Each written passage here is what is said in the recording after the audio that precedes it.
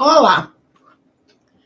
Vamos então, falar sobre a corrupção religiosa. Quem não entender aqui esse vídeo, vê um vídeo anterior que eu fiz com a data de hoje mesmo, explicando o que vem a ser a corrupção da inteligência.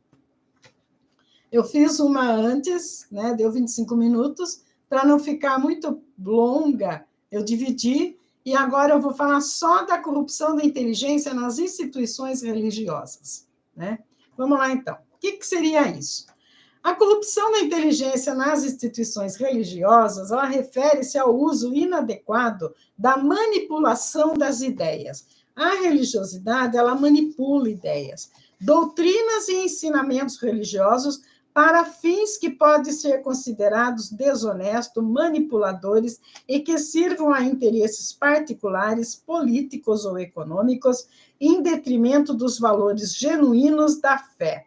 Aqui estão alguns planos específicos em que isso pode ocorrer. Eu vou falar sobre eles. Então, aqui, muitas das igrejas que formaram aí, ela saiu por quê? Para atender interesses de alguém.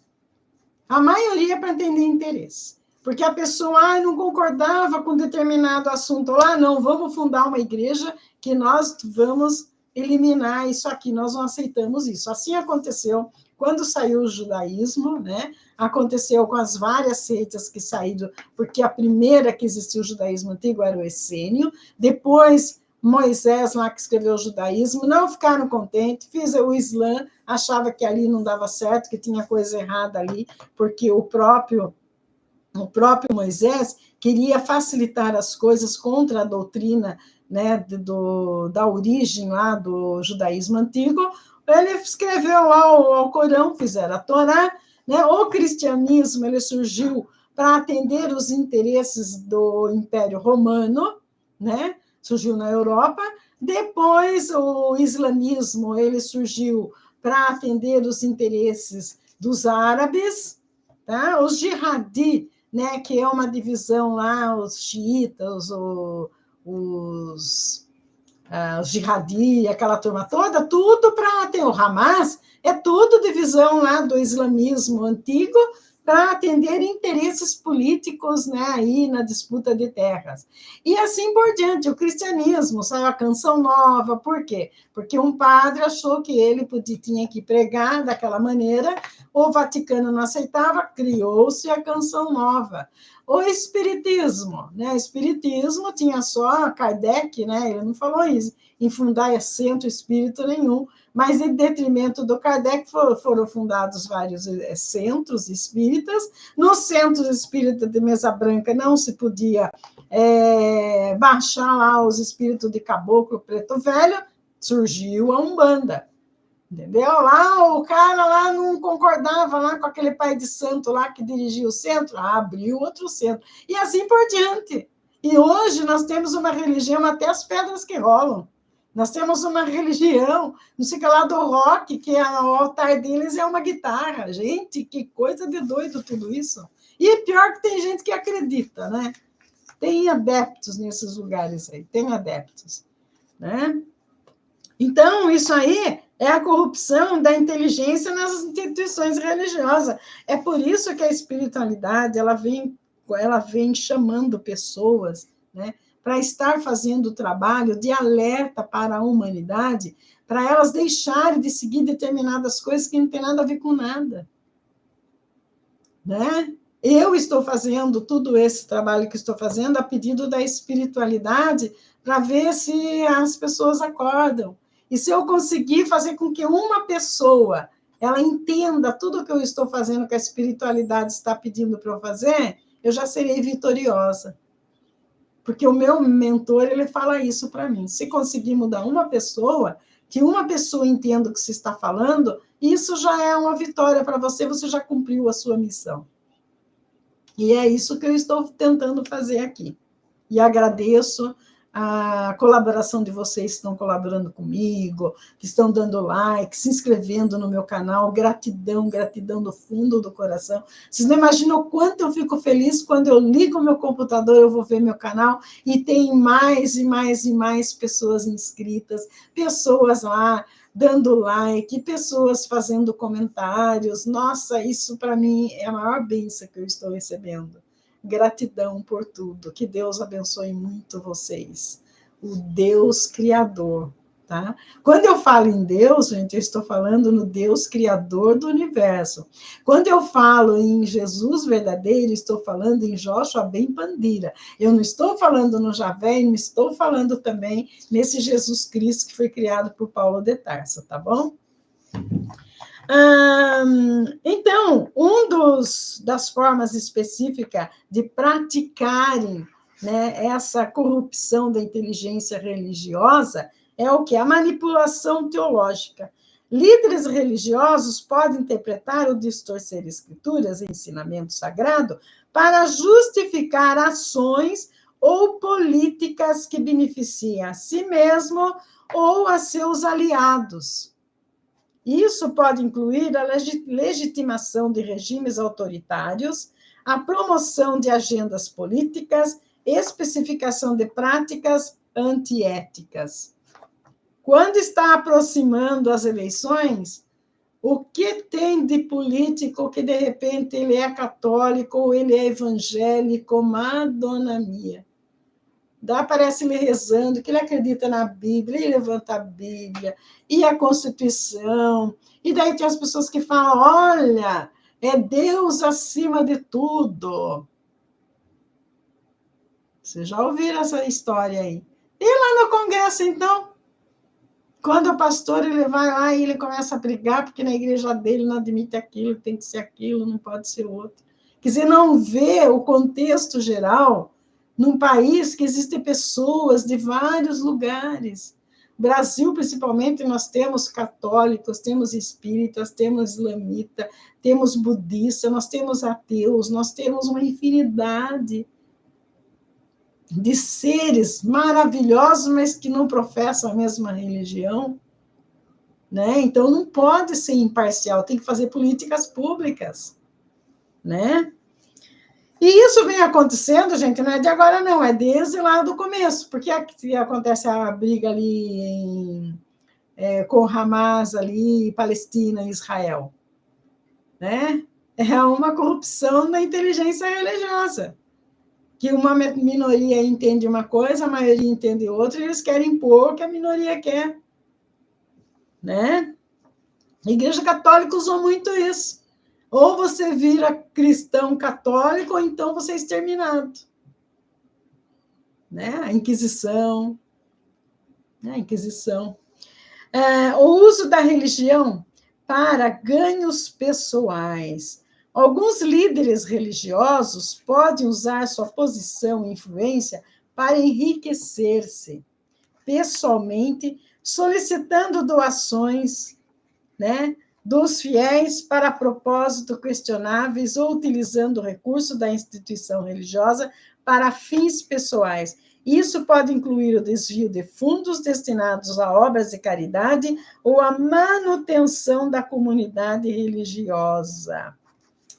Existe igreja, né, aqui, que eu não vou falar nome também, porque depois eu vou ter que pagar caro por isso, que na casa do presidente da igreja, as torneiras são de ouro.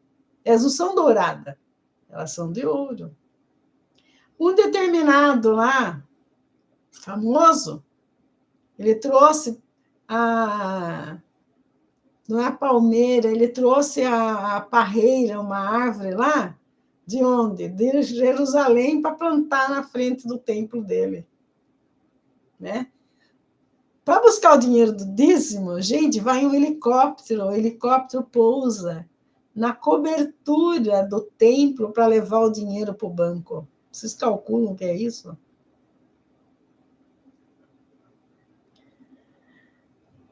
Imposição do controle ideológico. Em algumas instituições, pode haver uma Pode haver uma imagem distorcida, né? As políticas públicas resultantes podem ser ineficazes mesmo fugir de corrupção. Aqui, nessa parte aqui, eu já falei nessa parte na outra lá, né? Eu já falei na outra lá, essa aqui, vamos para cá agora. Então, na imposição do controle ideológico, em algumas instituições, pode haver uma imposição rigorosa de um conjunto específico de crenças ou práticas, suprimindo o questionamento, a diversidade de opinião e o pensamento crítico entre os membros. Isso pode levar a um ambiente de conformidade forçada, onde os indivíduos são desencorajados a explorar ou expressar diferentes interpretações e perspectivas. A exploração da fé para controle social e político. Nesse primeiro aspecto aqui, eu quero falar um negócio, porque quando a gente começa a buscar pelo entendimento, né, a gente vai em tudo quanto é lugar. Eu fui com uma amiga minha, um dia passou na minha casa e falou assim, olha, eu estou querendo ir no Natal, essa igreja era televisiva, né? Mas na cidade tinha a igreja dessa pessoa. Ela falou, vamos lá na igreja. Lá eu falei, vamos embora, né? Ela estava precisando de uma carona, eu ia levá-la de carro, vamos lá comigo. Falei, vamos lá. Ficava no centro da cidade, né? Onde era um cinema, né? Sentamos lá, tudo, e lá embaixo o cinema, vocês sabem que ele é assim, essa parte aqui do fundo, né? Depois, para as pessoas assistirem o filme, não atrapalhar as outras, né? E lá tinha que nem uma espécie de um palco, né? O pastor lá com uma bacia de água lá. Eu falei, o que esse homem vai fazer com essa bacia? E era um dia de reunião que só tinha empresário. Eu nunca vi tanto empresário, gente riquíssima aqui da região, todos lá concentradésimo, ouvindo o pastor falar. O pastor era lindo, maravilhoso. Até minha amiga ficou brava, porque eu achei o pastor bonito. Daí, o que aconteceu? Ele falava assim, vocês querem prosperar, então vocês façam uma doação de R$200 e vocês vão lavar a mão nessa água aqui, toda sujeira, todo trabalho feito, macumbaria vai ficar nessa água aqui. Ele esperou um pouquinho, não apareceu ninguém. Daí ele falou, R$150, não apareceu ninguém. Ele baixou para 100, não apareceu ninguém. Ele baixou para 50, não apareceu ninguém. Ninguém foi lavar a mão lá. Eu só vendo aquilo lá. Depois que terminou o negócio lá, dessa reunião dele lá, pregou o evangelho, cantou, fez os negócios lá. Daí ele falou assim, agora eu vou atender as pessoas. Quem quiser falar comigo, pode vir falar comigo. Não deu outro, entrei na fila. A minha amiga queria morrer. Entrei na fila, na hora de falar com ele, eu falei assim para ele, eu falei para ele, para que é esse dinheiro que você pediu? Daí ele falou assim, não, é o dízimo.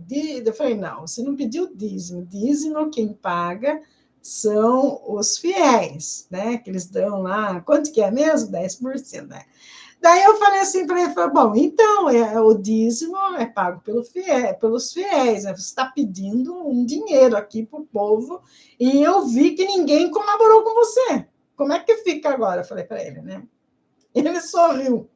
Daí ele pegou e falou assim, eu falei para ele, daí ele tentou mostrar para mim na Bíblia do dízimo, não sei o que lá. Eu falei, olha, sabe o que eu entendo por dízimo? Eu acho que o dízimo é um dinheiro que o ser humano deveria investir nele mesmo.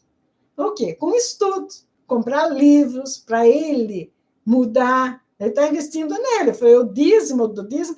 Ele olhou para ele, ficou parado assim, olhando para a minha cara, né? E ele falou assim, poxa, irmã, você descobriu o dízimo dos dízimos.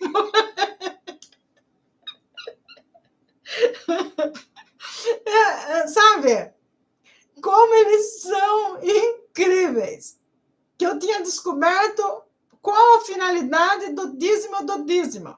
Daí ele começou a discutir comigo que ele achava que a pessoa tinha que dar o dízimo e 10% daquele dízimo que a pessoa dava para a igreja, ela tinha que dedicar a ela. E eu falei para ele, não, você está errado.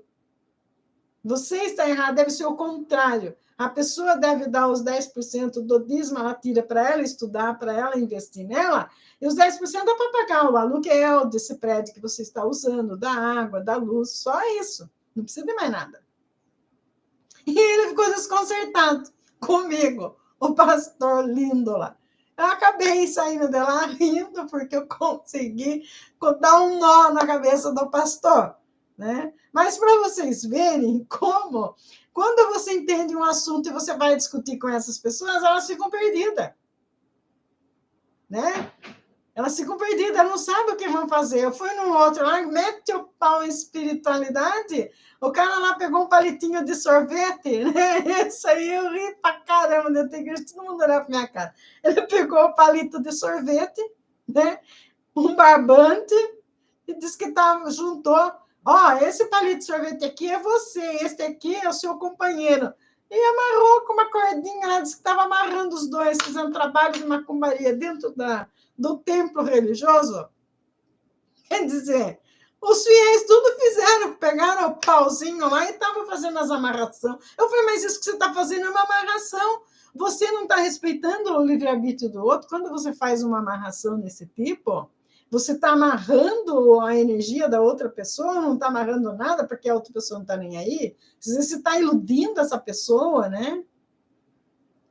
Então, eu não sei se essa coisa aconteceu só quando eu estava lá na igreja, isso acontece constantemente, né? Mas é complicado. Tem um que aparece aí de madrugada na televisão, né? E ele veio um dia ele falou assim, olha, eu vou fazer a cura da vista, todo mundo vai se curar hoje, todo mundo vai sair curado daqui, né? Todos vocês, bota o óculos aqui em cima, aqui nesse palco, vocês não precisam de óculos. Eu vou curar vocês todos. Todo mundo vai... Na televisão, que eu vi, foi uma montanha de óculos ali no palco. Quando foi no dia seguinte, esse mesmo pastor apareceu pregando, né? De óculos.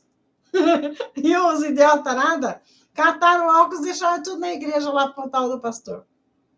Quer dizer, pessoas ingênuas que estão se deixando se enganar, né?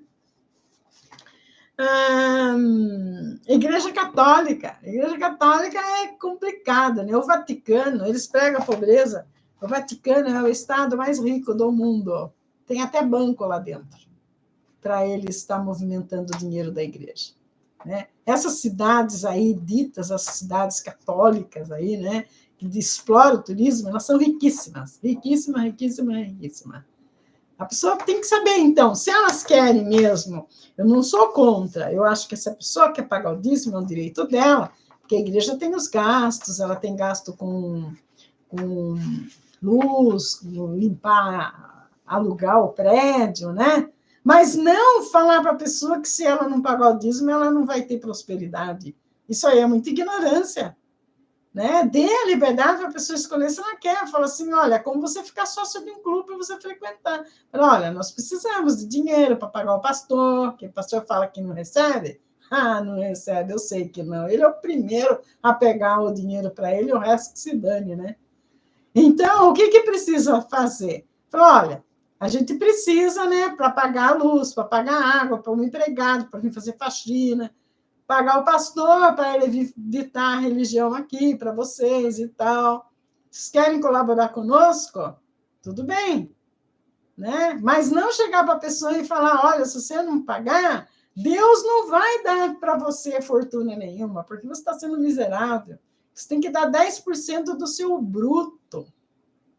E pior que tem pessoas que deixam de comer para pagar esse maledito desse pastor. Desculpa do palavrão, mas é verdade. Eles deixam para pagar para esse pastor porque eles acham que estão fazendo a coisa certa. Você acha que estão fazendo a coisa certa? Não é um absurdo isso tudo? Onde vai parar com isso? Então, é usando da fé das pessoas para benefício próprio. Líderes religiosos podem colaborar com governos, e tem político que ele chega lá e fala assim, Fala para o pastor, olha, eu venho aqui na sua igreja e vou te dar uma verba. Dá uma verba para aquela igreja. Ou vou fazer vista grossa, eu vou deixar que funcione tal coisa, ninguém vai fazer nada aqui na sua igreja enquanto eu for o líder político da cidade. Quantas coisas não acontecem a respeito disso? A opinião pública é manipular a fé dos seguidores para fins políticos. Isso pode incluir a utilização da religião para justificar guerras, né, que é o caso lá de Palestina e Israel, discriminação, ou políticos que se beneficiam apenas um grupo específico. Tá? Apenas aquele grupo ali é beneficiado com essa situação aqui. Desinformação e propaganda. A propaganda de desinformação, ou sob o disfarce de ensinamentos, né, religiosos e outras formas de corrupção da inteligência. Isso pode envolver a disseminação de mitos, teorias da conspiração ou informações falsas que servem para manipular o seguidor e consolidar o poder de alguns líderes religiosos. Vocês acham que algum líder religioso ele fica do lado de um político por nada? Pense nisso, não é por nada, não. Exemplos de corrupção da inteligência nas instituições religiosas. Televangelismo e enriquecimento pessoal. Alguns televangelistas têm sido criticados por usar suas plataformas para acumular grandes fortunas, solicitando doações constantes dos seguidores e prometendo bênçãos divinas em troca. Quantos desses televisivos falam, viu, a gente paga uma fortuna para ter esse canal de televisão, vocês precisam colaborar conosco. É mentira. Igreja não paga imposto. Eu acho que deveria pagar imposto, sim. Todos, se nós temos que pagar, por que a igreja não tem que pagar? Tem que pagar o imposto. Apoio a regimes autoritários. Em diversos contextos históricos e contemporâneos, líderes religiosos têm apoiado o regime autoritário, justificando suas ações através da religião e promovendo uma narrativa que serve aos interesses do poder político estabelecido. Cultos e seitas controladoras. Algumas seitas e cultos utilizam técnicas de manipulação psicológica e lavagem cerebral para controlar seus membros, suprimindo o pensamento crítico e explorando a fé dos seguidores para o benefício dos líderes. Combate à corrupção da inteligência nas instituições religiosas. Como deve ser feito isso? Transparência e prestação de contas. Deveria ser exigido que todas as igrejas fizessem sua prestação de conta mensal e publicasse, e que elas passassem, sim, por uma vistoria, por uma fiscalização dos órgãos competentes na transparência e prestação de contas. Instituições religiosas devem adotar práticas de transparência na gestão financeira e nas atividades organizacionais, permitindo a prestação de contas por parte dos líderes. Educação teológica crítica. Promover a educação teológica que incentiva o pensamento crítico e a análise independente dos textos sagrados e dos ensinamentos religiosos. A função da igreja é essa. É essa uma das funções da igreja. É fazer com que as pessoas elas desenvolvam o pensamento crítico em todas as áreas da vida. E não ir lá somente ler a Bíblia, ficar meditando sobre a Bíblia, cantando lá e não fazer mais nada. Só que eles estão seguindo políticos. Né? Separação entre religião e política. Há muito tempo vem pedindo essa separação da religião e política. Aqui no Brasil, cada vez mais nós temos religiosos lá dentro do Congresso. Né? O que um religioso ele vai fazer dentro de um Congresso, no lugar onde faz a lei? O que ele vai fazer lá? Ele vai estar lá para manipular, para que a lei seja feita a favor da sua da sua igreja. Isso é evidente. Manter uma clara distinção entre as atividades religiosas e as políticas, evitando o uso da religião como ferramenta de manipulação política. Fortalecimento da ética e da integridade. Reforçar os valores éticos e a integridade entre os líderes religiosos, promovendo um ambiente onde a fé é usada para o bem comum, o bem de todos, e não para ganhos pessoais ou manipulação. A corrupção da inteligência nas instituições religiosas é um desafio significativo, mas pode ser enfrentado com medidas que promovam a transparência, a responsabilidade e o respeito pelos valores genuínos da fé e da espiritualidade. Certas atitudes ofendem a espiritualidade legal, né? E eu não quero aqui somente falar das igrejas evangélicas. Eu falo também da igreja, já falei da igreja católica, da fortuna que o Vaticano acumula. E a espiritualidade, então, os espíritas, que fazem as instituições de caridade, né, são raras aquelas que são honestas, aquelas que promovem mesmo o bem-estar da população ao seu entorno. Porque muitas delas, né, é uma fachada, porque a maioria das pessoas que fazem parte daquela instituição vivem do dinheiro da instituição. Recebe verba do governo e se mantém através dessas verbas que é destinado para a instituição. Né? E é isso que acontece, principalmente aqui no Brasil. O Brasil hoje tem o maior problema em enfrentar a corrupção de todo tipo, político, religioso, ético, moral, em todos os setores. Isso prova cada vez mais que nós vivemos, né, numa condição de sistema religioso, sistema político, tudo falido. Nenhum presta mais, porque o ser humano corrompeu tudo. Então, está na hora da gente acordar, começar a abrir os olhos, o que nós estamos seguindo, quem nós estamos seguindo. Por que nós precisamos até hoje rezar na cartilha do Javé? Vamos mudar esse quadro. O Deus criador do universo, ele não exige nada de você. Ele não exige que você pague dízimo. Ele só exige que você respeite as leis da natureza. Só isso. E faça as coisas espontâneas. Cuide de um animal espontaneamente. Auxilie o seu irmão que está necessitado. Colabore com uma instituição que promova saúde, bem-estar para o ser humano, que seja séria, honesta, que não envolva religiosidade com política. Não vote em político que é um religioso, porque lá no Congresso é necessário que tenhamos pessoas, né, que não desenvolvam nenhuma. Nós vivemos no nosso país, é laico. O que quer dizer um país laico? Todas as religiões são aceitas.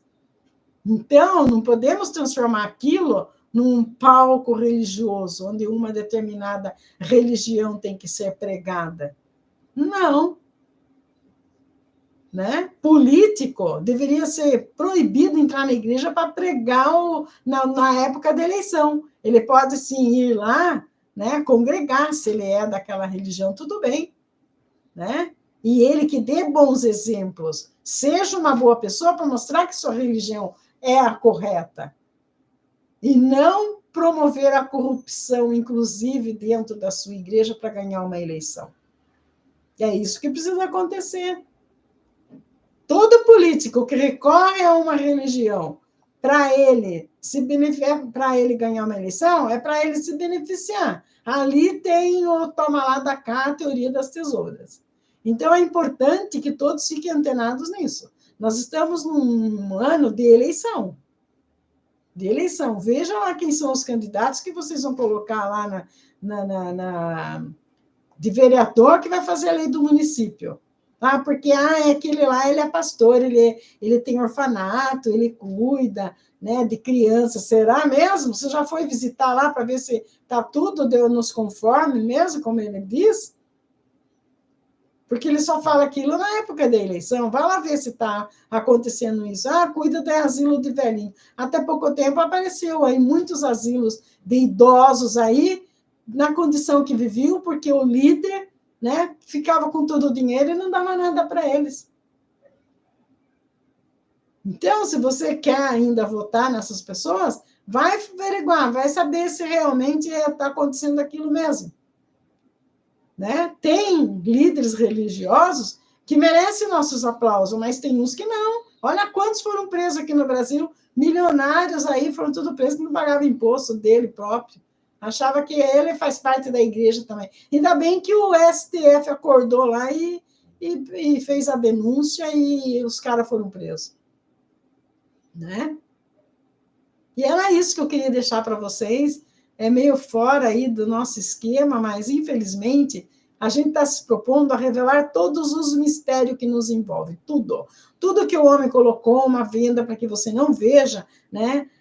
A gente pretende trazer à tona, assim, orientar. E cada um segue se ele achar que deve seguir. Porque, de repente, ele tem lá um parente que é pastor, ou que é um padre, que é religioso, e ele não vai querer ir contra, ele vai até o final, né? Mas aí é um problema dele, não é nosso, né? A nossa obrigação é trazer à tona, abrir o olho das pessoas para ficarem atentas com essas situações que ainda acontecem no Brasil. O mal do Brasil é isso, é a corrupção, não só a corrupção de imposto, de dinheiro que sai das lava-jato da vida, né, das construções,